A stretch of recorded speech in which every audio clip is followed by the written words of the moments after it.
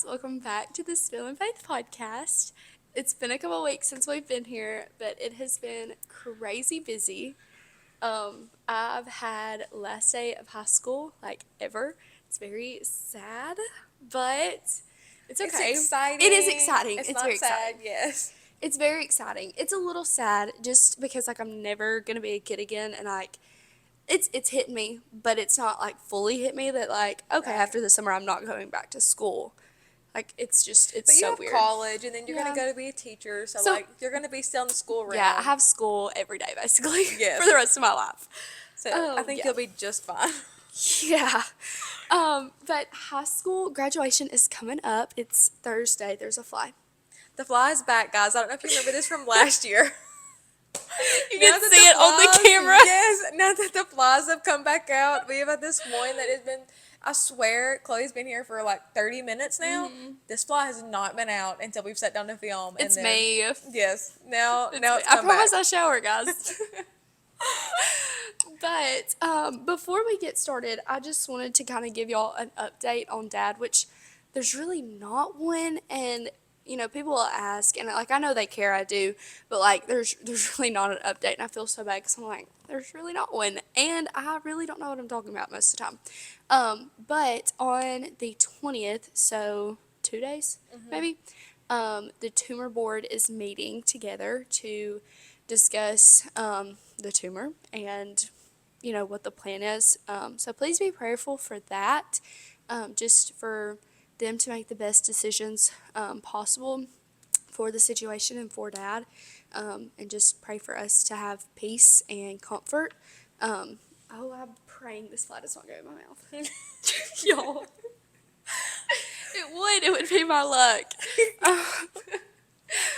But anywho, yeah, just please be praying for us and comfort, and just to know that whatever happens, that God is in control either way. Yeah. Yes. One thing about it is I feel like even through the whole situation, like there's been a lot of peace over the whole situation. Yes. Like Yes. it's been like really the prayers have helped, and like you can see just how they You work. can see God's fingerprints all throughout this. It is so crazy. Yeah. And just like the full circle moments that have come up, it's just, y'all, it's been a very sad, hard time. What in the world? We can't even have a serious conversation because of this fly. It's like, joke's on you. But it has been a very hard time, but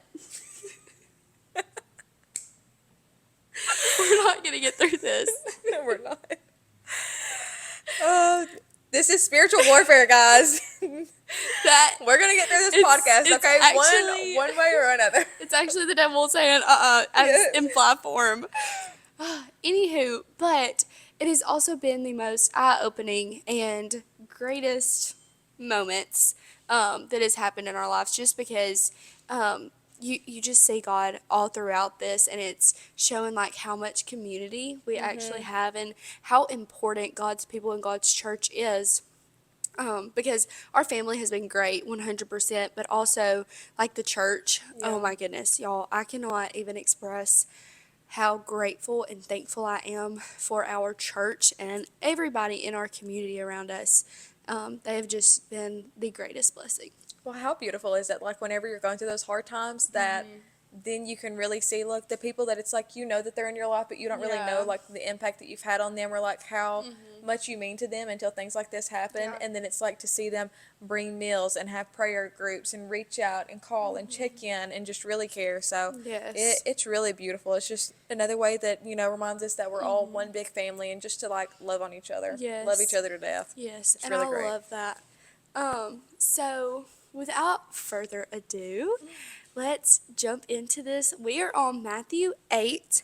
And as I was reading through this, I was like, this is like the bold chapter, like just full of absolute boldness.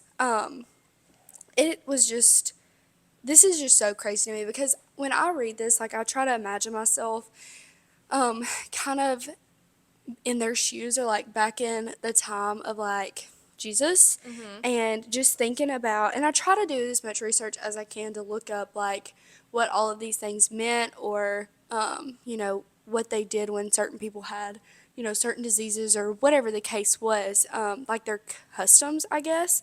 And this is just so crazy to me. So starting in verse 1, large crowds followed Jesus as he came down the mountainside. Suddenly, a man with leprosy approached him and knelt before him. Lord, the man said, if you are willing and can heal me, make me clean. So I just want to pause right there. So basically, back in the day, if you had leprosy, like you were very despised and looked down upon as like unclean, very isolated. So for this man to come to Jesus and kneel before him, like not just a random person, but Jesus was known as a rabbi, as a teacher. Yeah. So to come up to one of like the most important people, the most important person, um, being titled unclean or despised, like that is just Yeah. very, in a great way, bold. Like I aspire to be that bold for Jesus. And it says he knelt down before him. Like that's just showing how humble he is and how just he's so willing to just worship Jesus just because being in his presence. And then it says, if you are willing, you can heal me and make me clean. So right there, he just immediately recognizes Jesus' power and his greatness. And he knows, he says, you can heal me if you are willing. So I know that you can do this. I know. But if it's in your will, that's the thing. If it's in Right. your will. Um, and then the next, verse 3, Jesus reached out and touched him. I am willing, he said, be healed. And instantly the leprosy disappeared. Then Jesus said to him, don't tell anyone about this. Instead, go to the priest and let him examine you. Take along the offering required in the law of Moses for those who have been healed of leprosy. This will be a public testimony that you have been cleansed. So one thing that I wanted to like kind of point out is he said, don't tell anybody about this. And when I was reading this, I was like, why would he want him to share that? Why wouldn't he want him to be like, look at this amazing thing that this man has done? And already there's just it said in verse 1, the first two words, large crowds. There was already large crowds following him. And Jesus knew, this is not the time yet. This is not the time that I'm supposed to be revealed yet. Right. But also, Jesus was bringing the new law. Like he was bringing, he was coming to accomplish or fulfill the old law. And he still wanted the man to go by the law of what the Old Testament said. He still wanted him to go to the priest, like it said, and, as proof. And I just love that he was still going with that and just obeying that, Yeah. I Well, love and that. like one thing, leprosy is a nasty disease. And like, okay, so studying this, I was really struggling because I'm like, leprosy is, thank God, an issue that we don't have to deal with like in our everyday life. And I was trying to think of something to compare it to or something, and really to me, like, I guess you could say our leprosy is sin because, Yeah. okay, so that's the way I can relate it is like our sin being like a disease that we can be marked unclean from. Yeah. Well, in the Old Testament, leprosy symbolized sin. Right. And something that when I know we've said this 1,000 times that we watch the Heart Dive podcast, but I was watching that and the lady said that that leprosy symbolized sin and that Jesus touched him, like put his hands on him and touched him, reached out and touched him, and he was healed. Like that human physical touch. Right. And that's what Jesus has to do in our lives. He doesn't say, figure it out, then come to me and we'll do the rest. No, he says, come as you are. And Jesus has to touch our lives for us to be changed. And we have Yeah. to do that work. Well, see, in Moses, I was trying to find it. It's in Leviticus. I think it's like 13 Yeah. or 14 is where it's talking about it. But talking about if you have been marked as unclean with leprosy, you have to basically quarantine, go camp outside of your camp, you have to cover your upper lip and say, and declare, I'm unclean, I'm unclean. You have to keep your hair unkept. Like, it's just a whole, you have to There's so quarantine many. yourself and separate yourself from family members, and it keeps you apart.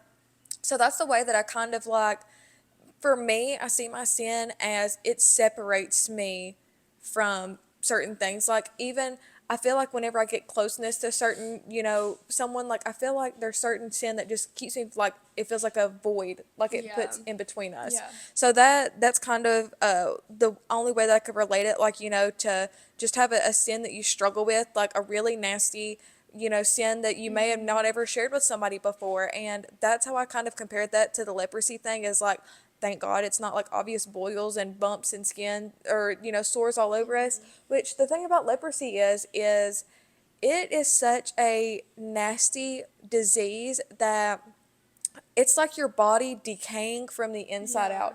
You do not even know that you have leprosy until, like, they've accidentally cut themselves, and then it's like, oh, I can't even feel that, and then it's just rotten flesh and just nasty, gunky stuff underneath. So it's already a nasty disease. And then, whenever it starts out talking, it was like large crowds followed Jesus. So not only is this leper putting himself in jeopardy by putting himself in a large crowd when he's supposed to Yeah. be quarantined, much less going in front of Jesus. Like, he is going directly to Yeah. Jesus.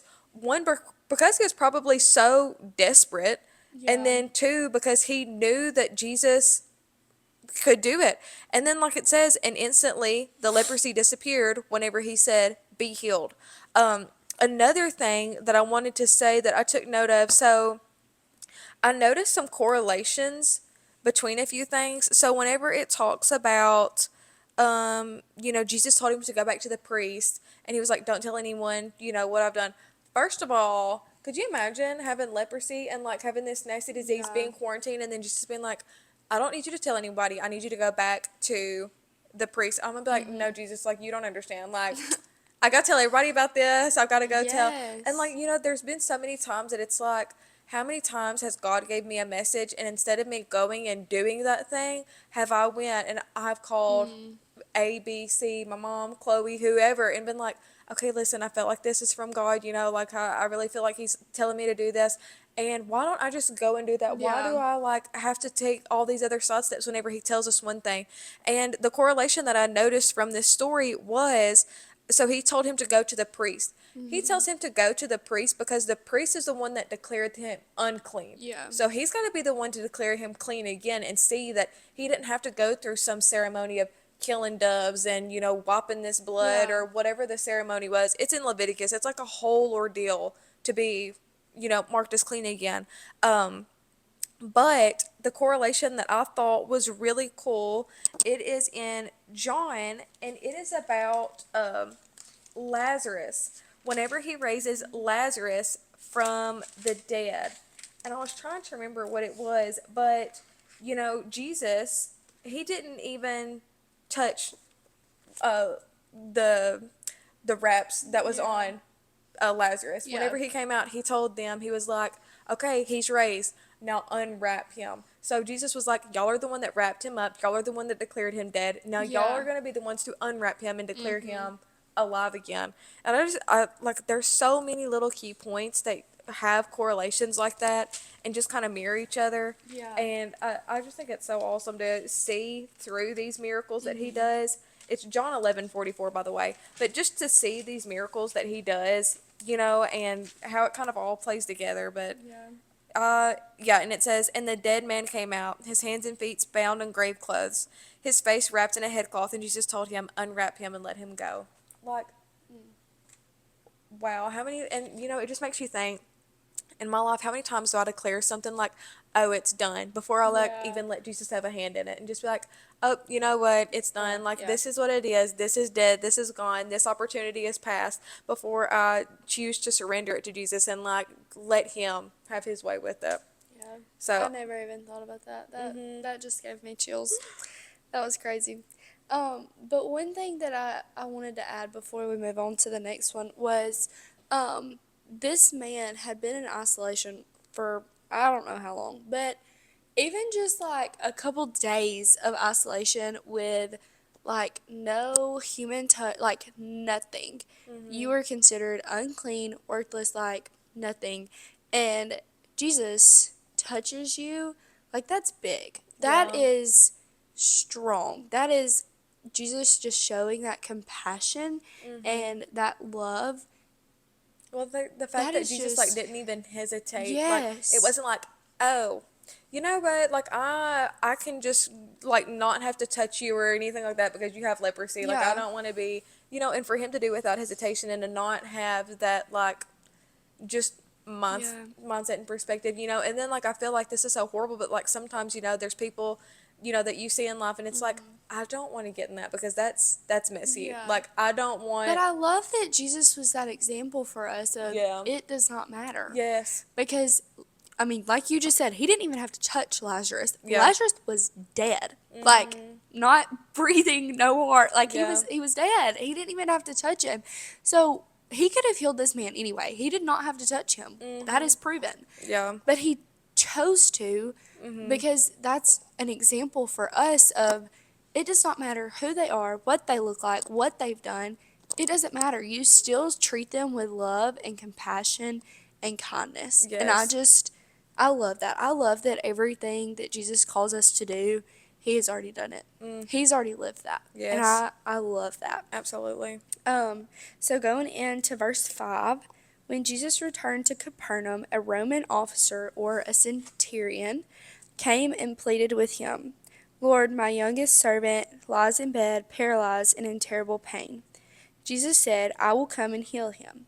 But the officer said, Lord, I am not worthy to have you come into my home. Just say the word from where you are, and my servant will be healed. I know this because I am under authority of my superior officers, and I have authority over my soldiers. I only need to say go, and they go, or come, and they come. And if I say to my slaves, do this, they do. When Jesus heard this, he was amazed. Turning to those who were following him, he said, I tell you the truth, I haven't seen faith like this in all of Israel.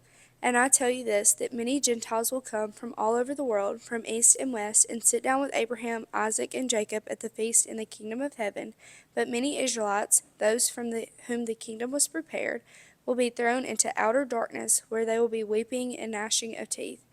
Then Jesus said to the Roman officer, Go back, because you believed it has happened. And the young servant was healed that same hour. This is one of my favorite stories. I don't know if you guys watched The Chosen, but if you haven't, this particular clip, and I meant to write the episode and everything down, but I forgot. But it is so, they did such an amazing job playing this out, acting this out. It was just like you felt, like just watching it, that centurion, that officer, he was just in so much agony and you could, like, he was pleading. And I love that it says, came and pleaded with him. Like, that is just, for a Roman officer to do that, a quote Gentile, I guess, to come to a Jew and do that, that was like off limits, kind of. Like, that was when he says, I'm not worthy to have you come into my home. Like, physically speaking, back in the day, Jews and Gentiles did not jihad. Like, they didn't, that was just a no-no to them. But, like, then it says again, just say the word from where you are, and my servant will be healed. He knew the power of Jesus.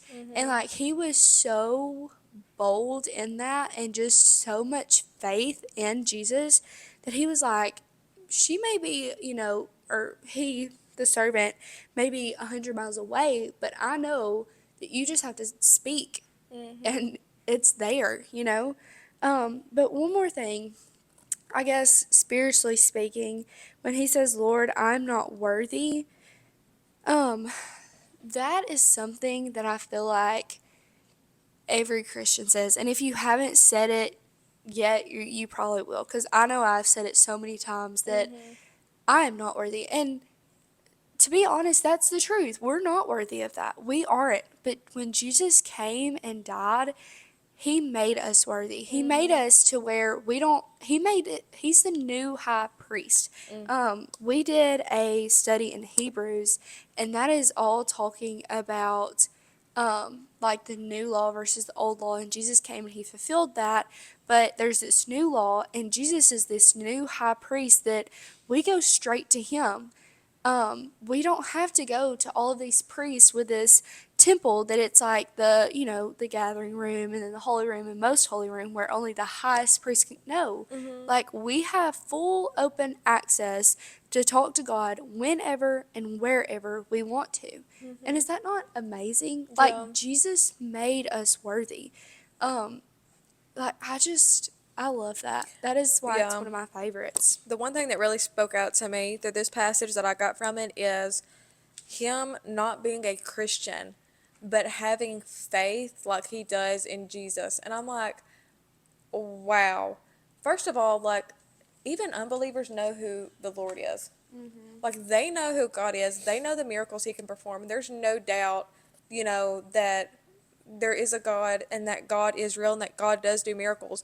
But, what kind of like, stab in the chest to me was this man just having the faith that he has. Like, how many times in my life is my faith weaker than unbelievers? Like, how many times is there unbelievers that have faith that's stronger than me that, like, oh, like I may not worship God, but oh, I know he can do that. Like, Yeah. I know he can work that out. Just like this Roman officer, like him not being a Christian, but still being like, you don't even have to come to my house. Like, I know you can speak a word right here and it can be done. Like, that is how powerful I know you are and how much faith I have in you. And I mean, just like chills. I was trying to find that verse of when Jesus says, I'm the way, the truth, and the life. No one comes through the Father except through me. And I, for the life of me, cannot remember where it's at. I don't know. I I know thought the it verse, but I was, can't remember. that hurts my brain. That, yeah, look That's a that really up. popular Yeah, I know. verse. But I was just John gonna, 14:6. 14, I had 416 in my brain. I had the numbers right at Yeah, least. 14:6. But like that's just what he says in here. Like there is no other way other than him, you know? But yeah, I think I'm gonna add more on to, I'm just gonna piggyback off of what you said when we get to like this last section. Because Okay. I love it. But would you like to read? Yeah, verse 14. Is that where you stopped? Yes. Okay. When Jesus arrived at Peter's house, Peter's mother-in-law was sick in bed with a high fever. But then Jesus touched her hand, and the fever left her. Then she got up and prepared a meal for him. That evening, many demon-possessed people were brought to Jesus. He cast out the evil spirits with a simple command, and he healed all the sick. This fulfilled the word of the Lord through the prophet Isaiah, who said, He took our sickness and removed our diseases. I love that. That is just so powerful. That Yeah. just shows Like, I Jesus' mean, power. first of all, Peter's mother-in-law was sick in bed with a high fever. When Jesus touched her hand, the fever left her. Then she got up and prepared a meal for him. Just immediate service. Like Like we are immediate. called to be servants to Christ and not just like, oh Lord, thank you for healing me, but I've been struggling with this. Like, I just need to take a moment off. Like, don't ever let up on your worship. Don't ever let up on Yeah. your serving Him. Like, that is Yeah. where the power comes from. That is where, the growth comes from. Our preacher right now, he just started a new series, and like, first of all, I don't appreciate Jesus telling all my business to him. Real.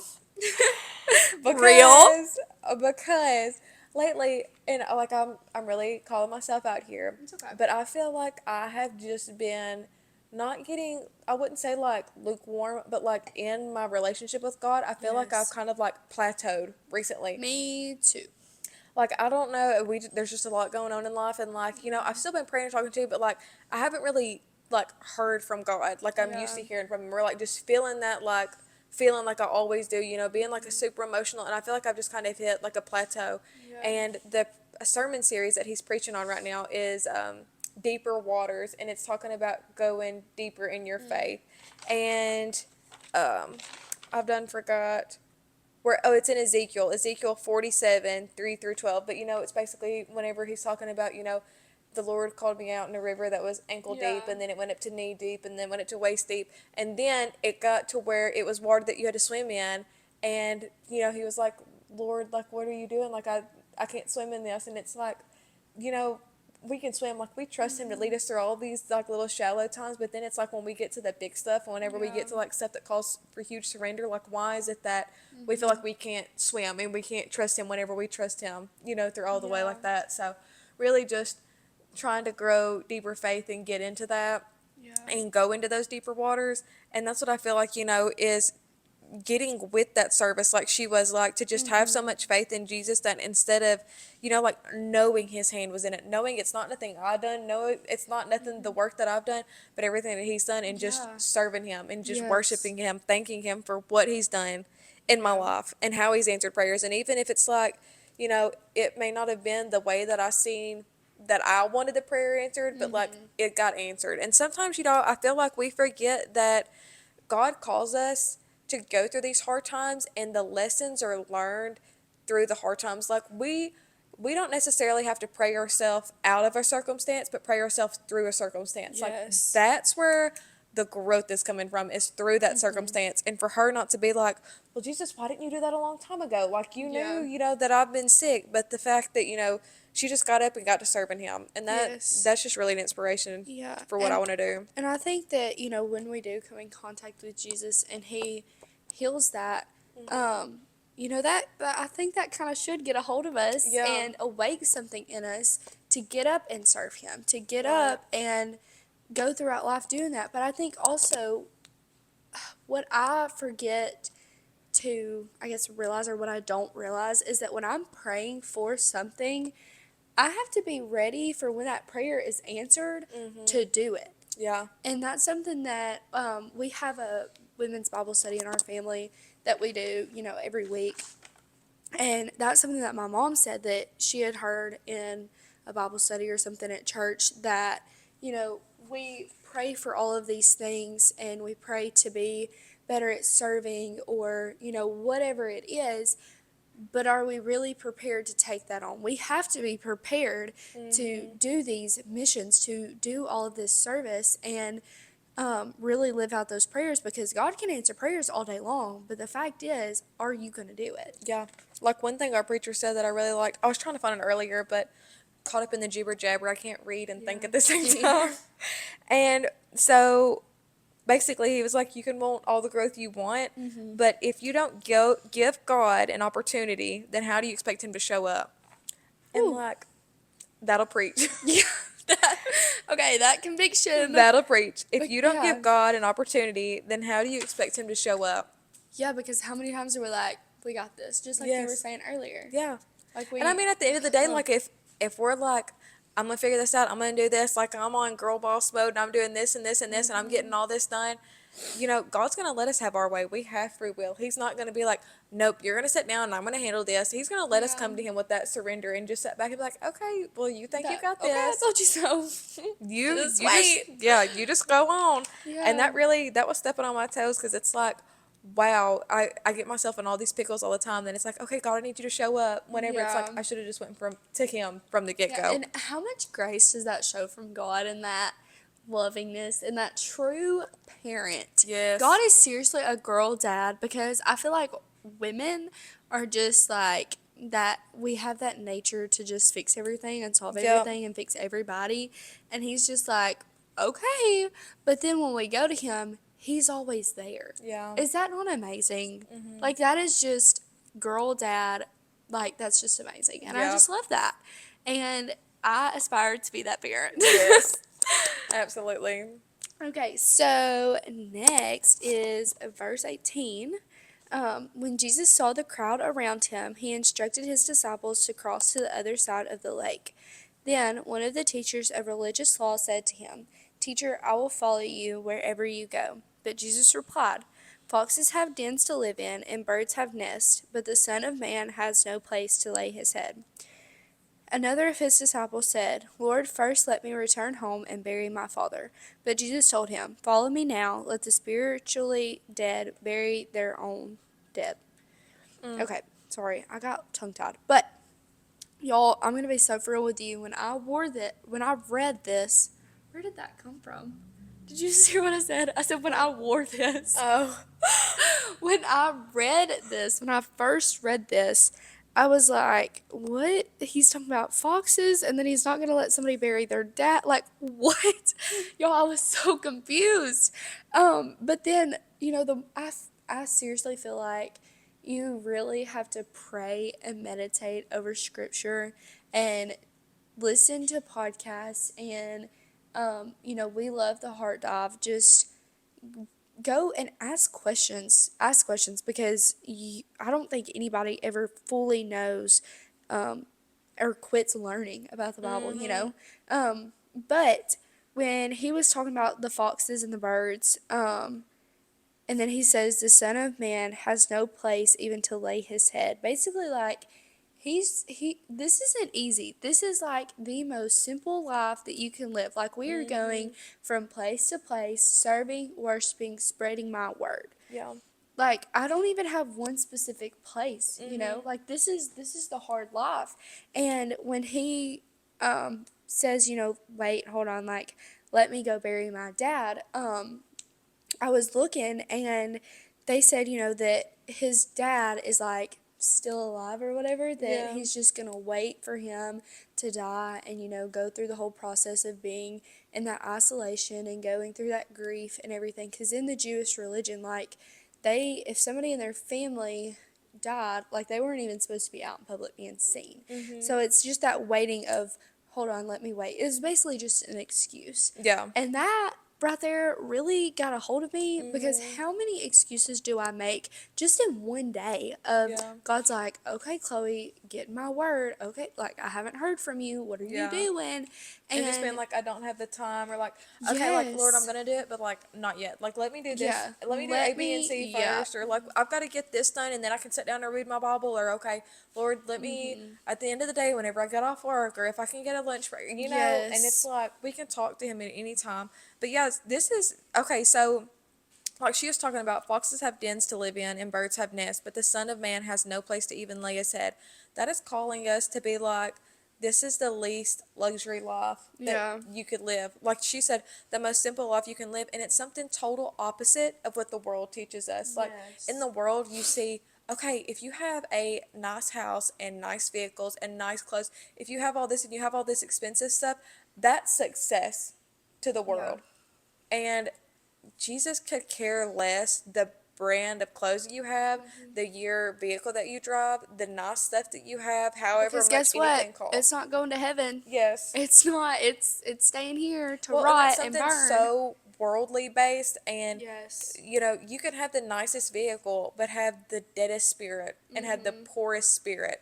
And you can be rich in certain aspects and of life and then be poor in what's important, you know, Yeah. to God and not having a relationship with Him, and that does you no good. You can be as successful as you want and live in a mansion and tithe thousands of dollars to the church, but if your heart's not in the right place, if you're not worshiping, if you're just going to church to check it off the list and to do as Yeah. like a to do thing, well then you're not benefiting out of it. So Yeah. It's like we say all the time, a heart thing. It's not by good works or whatever. Like, it's all of that combined, but it's really like that heart change, and it's all about how your heart is. And I think the world gets that so backwards of, well, I give this amount of money and I've been in the church this long, and well, these are who my parents are, my grandparents, or whatever it is. And it's like, that does not matter. That is actually what we talked about in church today of like your credentials. That does not matter. Your credentials whatsoever, God does not care. right. Like, at all. Um, and I just wrote in my Bible, like, when we follow Jesus, our whole life has to change. Like, if you're not making that life change and that heart change, you're not going anywhere. Um, so then in verse 23, then Jesus got into the boat and started across the lake with his disciples. Suddenly, a fierce storm struck the lake with waves breaking onto the boat. But Jesus was sleeping. I just love that. They just added that in there. But Jesus was sleeping. Like, I'm a heavy sleeper. I know Yeah. this, but I think if a boat, especially back then, just a little wood boat, just rocking back and forth in all this rain and wind, I Yeah. think I'd wake up because I don't like storms anyways. I And think I'd just be being at awake. that peace and like just whatever. Um, the disciples went and woke him up, shouting, "Lord, save us! We're going to drown." Jesus responded, "Why are you afraid? You have such little faith." Then he got up and rebuked the wind and waves, and suddenly there was a great calm. The disciples were amazed. "Who is this man?" they asked. "Even the winds and waves obey him." Mm. And ironically, from what I just said, I wrote in my Bible, "Have such great faith that you are calm even when the storms come." Mm. Physically and spiritually. Right. But really, that was meaning spiritually. Yeah. But like he was just, like you said, so at peace that he was just, which I mean, he was, like it says, Lord. I mean, they address him as Lord. He's Jesus. He's literally the Son of God. Like, and I know that he knew this, but also he was human. Like, he has the same amount of human in him that we do. Like, Mm-hmm. he had to be scared, you know? Like, just imagine in a boat. But he knew that God was going to take care of him. And he was just at so much peace. Right. You know, I don't think anybody's that much of a heavy sleeper to just sleep through all that. Oh yeah, just having that faith and just being Yes. having confidence, knowing that God's gonna take care of him. Yeah.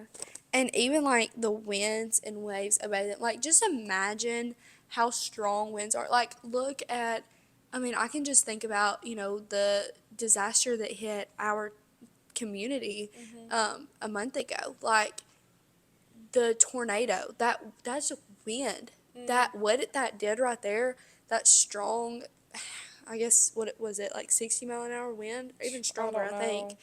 Like, all of that hit, but that even obeys God. Right. Like that, and that's so powerful. Like, that's probably the most powerful thing that I can think of. Or like seeing tsunamis, like those waves, like that is so powerful that we can't even, there is nothing that we can do about that. Mm. And we're in what, the 21st century, Yeah. and like we have all of these inventions, and there's nothing to control that. Like, that just goes to show how powerful God is, and Mm-hmm. that nothing that man could ever do could even touch Right. that. Could never even make a dent in how powerful God is. Yes.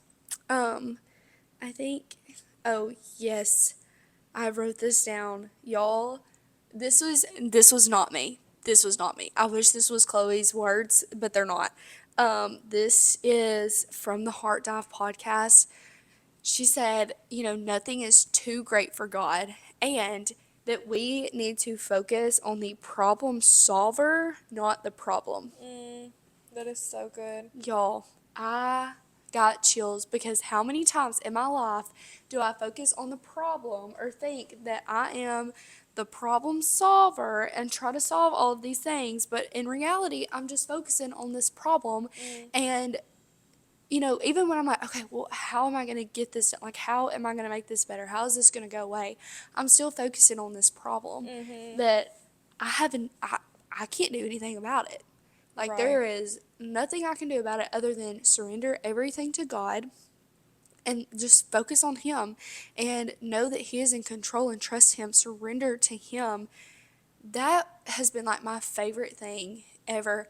And I think that's going to be my new wallpaper, is focus on the Yes. problem solver, which is not us. We cannot do anything. I think we have seen, and if you haven't, you will, of what life looks like and feels like when you try to be the problem solver. When Mm. you steal that paintbrush from God and you're like, I got this, Right. you know?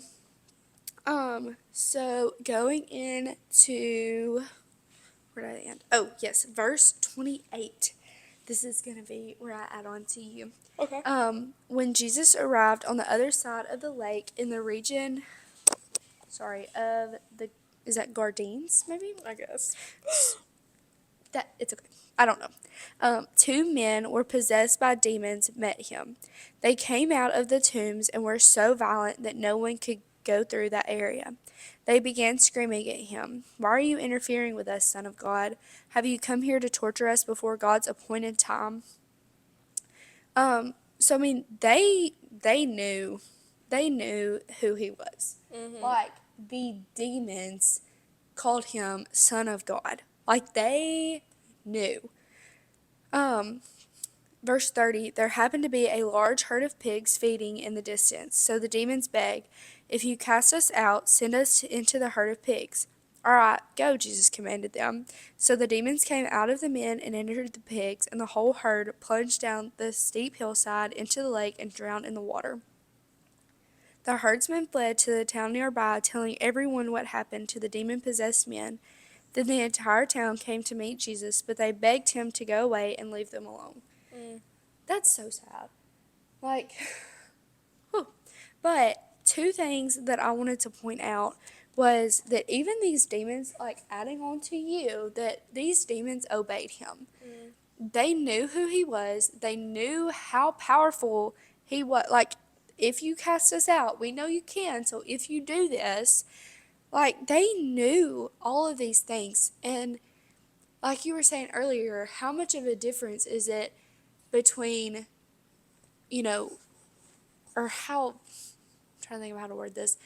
How is it when, they have such great faith? They know. Like, they know. The Right. difference between us and them is our works and studying God's word. It's not just that faith. Faith Yeah. does go a very long way, but Well, even the and demons have obeying faith. too. Like Yes. obeying the word. There's a Yes. difference in acknowledging and like knowing the truth and obeying and living by it and choosing to live that lifestyle. Yeah. But it's just first of all, I think the demons were like kind of using him as taunting too, like send us into the pigs because they knew that this could be twisted and this is like one of the devil's tactics. So you've got pig. I mean, they were like first of all, that was their like currency, I guess you could say. Like that was something that they could trade and use as money and use to like trade for whatever and have.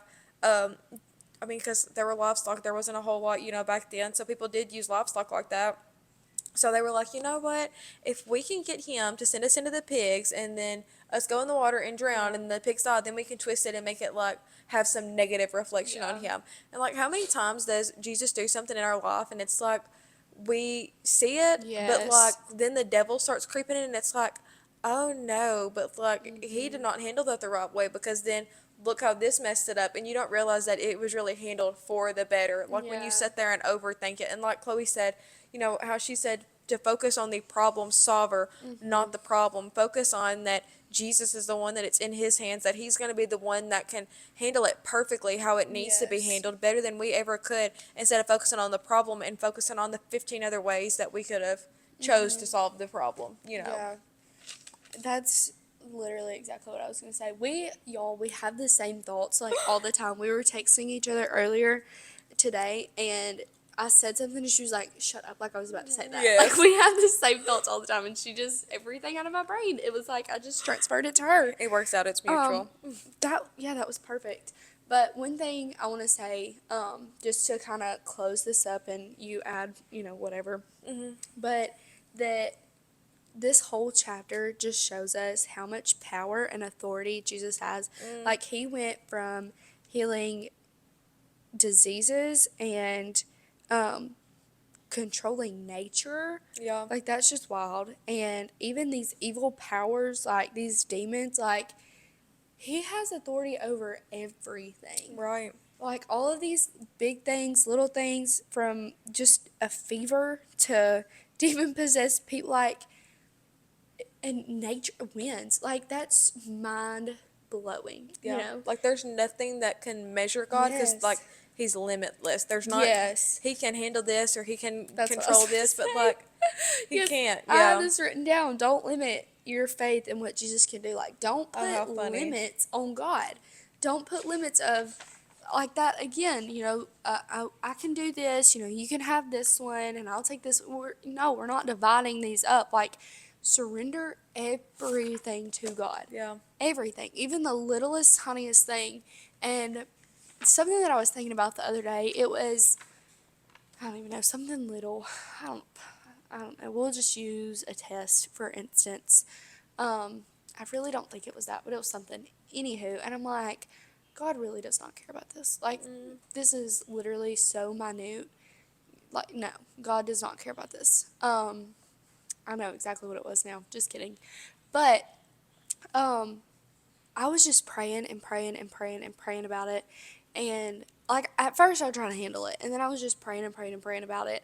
And like he took care of it. Mm. And I was like, oh my goodness. And it was the littlest, tiniest thing. And I'm like, that is so crazy. That like he cares what I care about, you know, and he sees that. And there's like 8 billion people in the world and they're all praying and God's hearing about like everything at once, and it's just it's so just Yeah. mind blowing, and you just feel seen and heard, and just that presence of Jesus in your life is Yeah. just it's so amazing. Um, Absolutely. just kidding. I have another thing. This was not specifically in this one. This was actually the exact opposite of what I'm fixing to talk about. I think you know what I'm fixing to talk about. But we were sitting in church in Sunday school this morning, actually, and we were reading about. What were we reading about? That's bad. Oh man, I cannot remember. Anywho, it was in Luke 18 and Mark 10. This is really gonna bother me, but it was talking, and it was saying, it was the blind man. That's what it was on the side of the road. The blind man on the side of the road, and he said, when he was healed, it said that he immediately was praising Jesus and or praising God and followed Jesus, and that everyone who saw praised Jesus too, and followed God. And one thing, and I know here that Jesus specifically tells him, like, don't tell anybody, but I mean, it said there was large crowds with him, and that at the very end of this first section in verse 4, this will be a public testimony that you have been cleansed.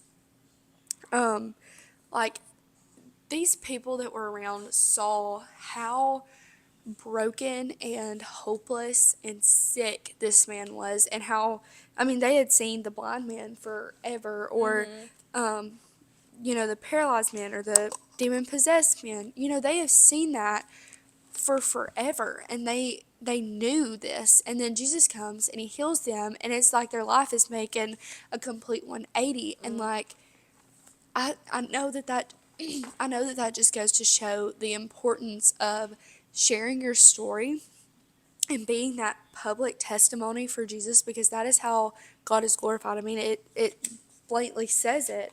Let me flip over here to Well, it. it's just thinking, like, the problems that you have in your life when Jesus does works, like, your testimony being such a blessing to other people and Yes. being such a way, like, of healing for other people. It's like, okay, like, I'm not alone in this. And, like, Yeah. if God can fix this with them, like, then I have hope and I have faith that it can Yeah. be with me And too. and I kind of love how, which I know this is kind of bad, but like I love that it shows both ways of how the devil can flip that. Because when the demon possessed men and it put them in the pigs, the devil got in their brains, instead of being like, look at this great thing that Jesus just did and took these Yeah. demons away from us. Look, instead of saying, oh, look at this, look at, the problem solver, look at Yeah. what he did, let's glorify him, he flips it and says, actually, this was actually wrong, that he should have done A, B, C, D, whatever. Right.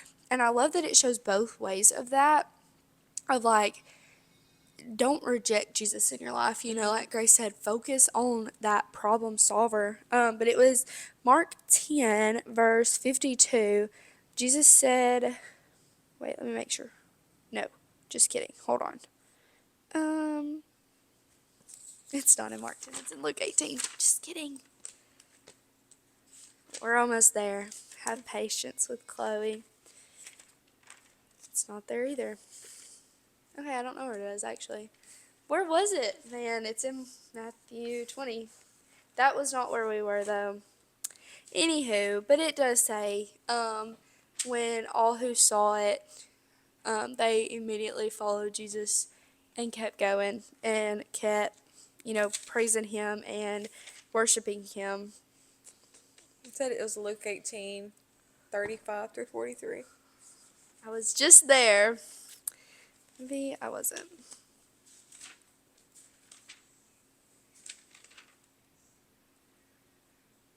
Oh, it is. I overlooked it. Sorry, guys. No, it says, yes, instantly the man could see, and he followed Jesus, praising God, and all who saw it praised God too. That was 1843. I love that. Like they just saw it and they were like immediately following. Right. And it also goes to show that that's nothing that we do. That is nothing that we could ever do to ever earn that. That is all what Jesus does. You know, that is all. That Yes. is not a public testimony for us and be like, look how great I am. Like I was in this position and now I'm here, and look at what I did. Not like a pat on our back Yeah. or our shoulder. Yeah. No, nothing. It's all like directed towards Him and all thankfulness towards Yes. Him. Yes, and I love that. And that is like my main thing is it is so important to just share your story and share your testimony and add that emphasis on this is not me. Like Right. this is what God has done. Yeah. And I absolutely love that. It's so good. Yes, but if you don't have anything else to add. Okay. You can close us in prayer? Well, I have my Okay. question first. Oh, what's your question? Where have you seen God in your life this week? And if you don't have one, I can go first. It's Yeah, okay. you can go first while I'm thinking. I've already answered this, but we had a little family get together yesterday, and it was so great to just be with family and just have that good time and just really see God in that.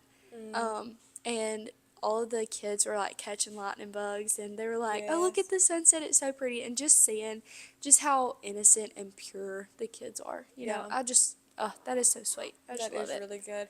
I guess one thing for me, which it's not been directly in my life, but for those of you who know where Blake and I live, like we live on the same road with all of his family, and there is some individuals that are having some health issues, and just seeing the beauty of like them going through these health issues and like the family coming together, and it's like we're gonna take turns, and this person's gonna stay this time, and this person's gonna say this time, and this person's gonna bring meals, and we're gonna clean this and do this, and this person's gonna mow their yard, take care. And it's just like the community of all that coming together, like I talked about earlier with your dad.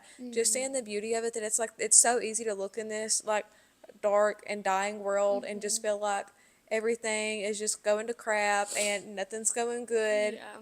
And just at moments like that, whenever it's like unity, it's just a breath of fresh air, and just having like there still is good in the world, and like it's really inspired me to have a more positive mindset, to be Yeah. more encouraging, to be, the glass half full Yeah. type deal, and not look at it as like, yeah, but they're sick and they're struggling with this and they're not doing good and they've been healthier, but look at it like, but look at the beauty that's come from this. Look at the family, how it's brought them together. Look at this quality time that they're getting to spend with them, Absolutely. So it's really inspired me on that. But that, I guess that would be like my favorite thing that he's done, besides Yeah. just the obvious answer of like everything. Yes, Yeah. everything. That is like one of my favorite questions ever.